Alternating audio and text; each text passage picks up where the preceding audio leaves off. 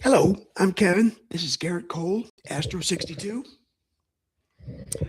And he didn't beat Tampa Bay as much as he made them keep reappearing at the plate until they ran out of answers. This is Astro 62 Gerrit Cole, October 5th, 2019. ALDS Game 2, Astros, Rays, Minute Maid Park. It's one of those games where the box score undersells it. That's ridiculous because the box score says 7 2/3 shutout innings, 4 hits, 1 walk, 15 strikeouts. Houston came into the thing as the heavyweight, a 107-win team, best record in baseball, a machine with Verlander, Cole, and Greinke sitting on top of the rotation like three locked doors. The Astros took Game 1 behind Verlander, so Game 2 had a very specific pressure to it. When Tampa Bay is basically being shoved towards the end of the cliff. Lose, suddenly the Rays get to drag this thing back to the Trop with the series tied. And Tampa Bay wasn't a cute little accident. They won 96 games. They beat Oakland in the wild card, and they'd already shown Houston during the regular season they weren't afraid of them. This was the Rays at peak annoying. Smart, cheap, and stubborn.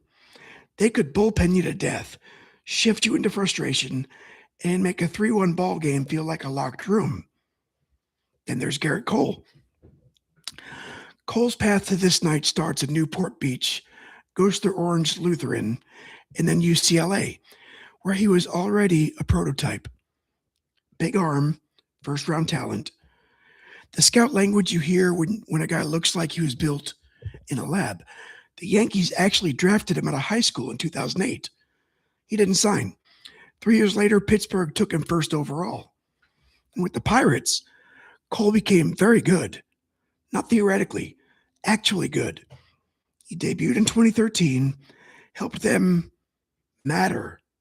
And by 2015, he was an ace on a playoff team. But there was still another version of him in there. The Pirates had a front line starter. Sound familiar? Huh. The Astros found the destroyer. Houston traded for him before 2018. Almost immediately, the slider got nastier. The fastball played up. The whole operation sharpened. By 2019, Cole wasn't just having what you'd call a career year. He was on a rampage. He went 20-5, led the league in earned run average, struck out 326, and spent the second half looking like he'd solved baseball from the mound. He also had that particular Cole presence. He wasn't loose. Not exactly. He wasn't fake tough either. More like a guy who did all the homework, checked it twice, and was still offended if you touched his paper. Before the series, Cole even called it the Orange Juice Series because Rays Astros, citrus, fine, sure. Pulp or no pulp, it's a cute little line. Then he showed up throwing citric acid. Blake Snell started for Tampa Bay, and for a while, he made this a real duel. Snell wasn't fully stretched, but he was still Blake Snell, and Houston didn't immediately get to start throwing their parade.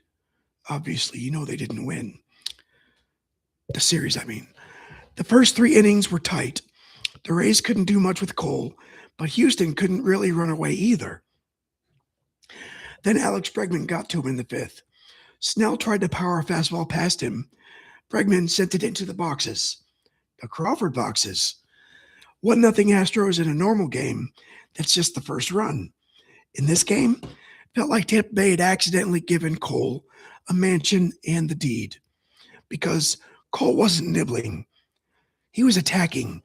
Fastballs at the top, sliders that started in the zone and disappeared like somebody pulled a trap door.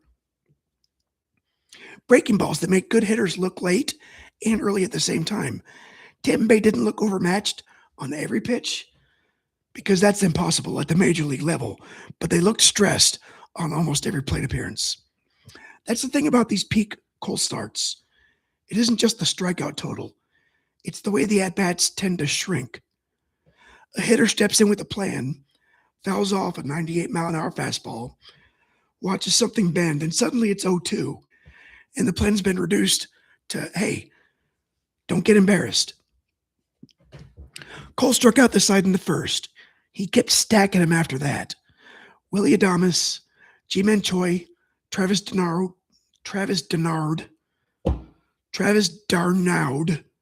Brandon Lowe. It kept becoming the same scene with different uniforms. The Rays are trying to see pitches. Cole was letting them see pitches. That's the problem. Seeing it didn't mean solving it. And then, here's where Houston opened the floodgates. Actually, they didn't. They just kept poking at the door with the screwdriver, and they had their chances. They had traffic. They had that fifth inning weirdness where a ball hit a stool in left field and kept Tampa Bay from bleeding out. The Rays bullpen did its Rays bullpen thing and kept the game alive. So this wasn't a blowout. It was a 1-0 game for a long time. That made Cole's work heavier. And by the seventh, Houston finally got the second run. Carlos Correa doubled. Yuli Gurriel came home on a Martin Maldonado single. Now it was 2-0. Wasn't safe exactly. But with Cole pitching like this, 2 runs felt like 5. The floating thing here is that October baseball loves to talk about moments. But some games are not about one moment. They're about accumulation. Hey, what's up? What's up, Derek? They're about accumulation. They're about a hitter being late in the second, then guessing in the fourth, then walking back in the seventh with his whole night rearranged. Cole didn't have one dramatic movie scene. He had a slow tightening of the room. He threw 118 pitches. That's a career high. He got 33 swings and misses in the postseason with modern pitch tracking. That's absurd. 14 of his 15 strikeouts were swinging. That means Tampa Bay wasn't getting rung up by a generous zone. They were chasing smoke, or they were swinging under heat, or they're starting a move towards a pitch that already left the strike zone.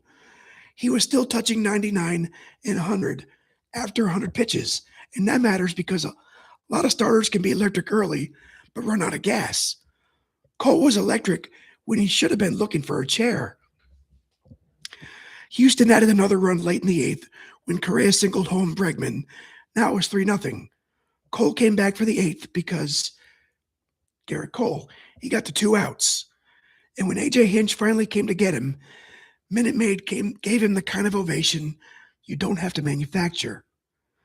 Cole walked off with the game basically in his pocket. Basically.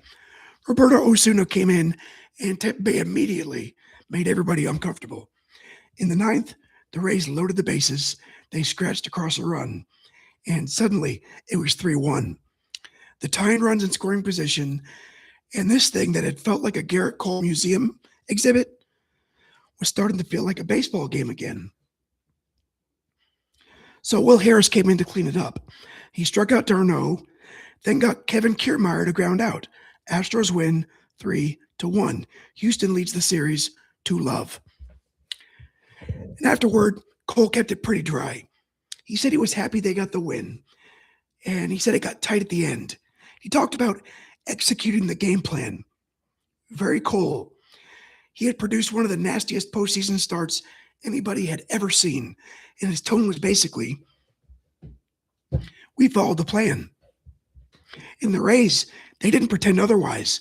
They knew what happened. Willie Adames called him majestic. Tommy Pham said you can't strike out that much and expect to win.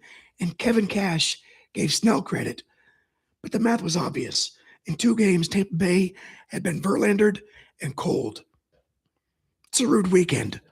The series still had one twist left. Tampa Bay went home and punched back, winning games 3 and 4 to force Game 5 in Houston. Game 5 just brought Cole back. And, of course, he did it again.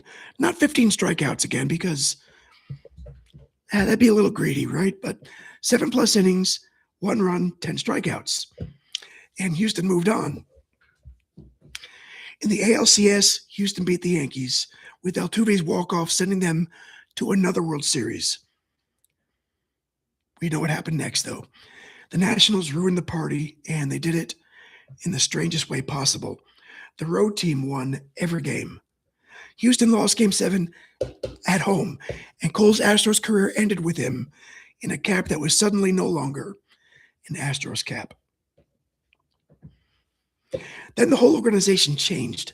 The sign-stealing scandal landed after the season, and Houston's golden era got dragged into a different light. Hinch and Jeff Lunau were gone. The 2019 team itself wasn't found to be the center of that scheme the way 2017 was, but the cloud moved over everything. Still there. That's part of the story, even if this specific night was about a pitcher making bats look decorative. Cole left for the Yankees and signed a 9-year, $324 million deal, which is the kind of number you get when your contract year footage looks like a safety warning. In New York, he kept being an ace. And sure, there's weird chapters, because baseball always gets strange. Sticky stuff, Yankee pressure, October frustration. But he stayed elite long enough to finally win the AL Cy Young in 2023. Unanimously. Then came the elbow. He got right elbow inflammation in 24, pitched again, reached the World Series. Then he needed TJS in 25. He missed the season. By 26, he's back, older and rebuilt. Still Gerrit Cole, still trying to prove the fastball has more road left. So Astro 62 is not the end of his story. It's the cleanest version of the middle part. The night where the Astros had the scariest roster in baseball. The Rays had the smartest counterpunch in baseball, and Gerrit Cole simply removed the conversation. Next up, we go back to the ice for Blue 13. Robert Bortuzzo, May 13th, 2019. Blues and Sharks. Sorry. Western Conference Final, Game 2. And yeah, somehow the stay-at-home defenseman gets to be the guy who tilted the room. That's the fun of this whole project, though. Sometimes the superstar walks in throwing 100, and sometimes the role player shows up in the biggest period of his life. Either way, the game keeps handing us chapters. But for now, this was Gerrit Cole at full boil. 15 strikeouts, 33 misses. One terrified October box score. Astro 62, Pulp included. If you're still here, thanks for watching, and hope to see you next time.